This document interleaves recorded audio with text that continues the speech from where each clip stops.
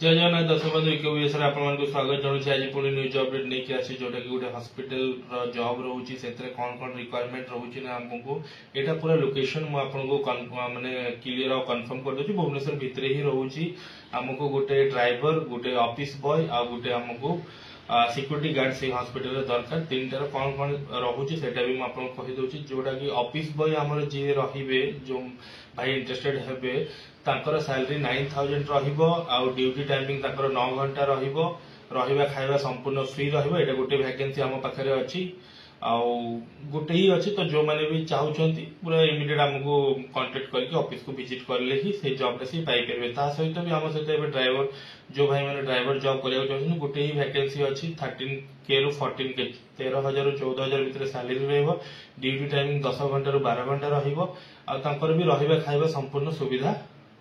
hospital बुझीबो and आउ गोटे जो सिक्यूरीटी गार्ड हमको दरकार जो भाई सिक्यूरीटी गार्ड जॉब करिया चाहछन ताकर रहिबा खाइबा सहित सैलरी 10,000 टका रहिबो ड्यूटी टाइमिंग 11 घंटा रहिबो तो तीनटा पोस्ट हम पाखरे एबे अछि भुवनेश्वर भितर गोटे हॉस्पिटल रे driver office boy and security guard ए तीनटार गोटे गोटे वैकेंसी अछि जो माने चाहछन रहिबा खाइबा संपूर्ण फ्री रहिबो आराम से आपण सैलरी पाई परिबे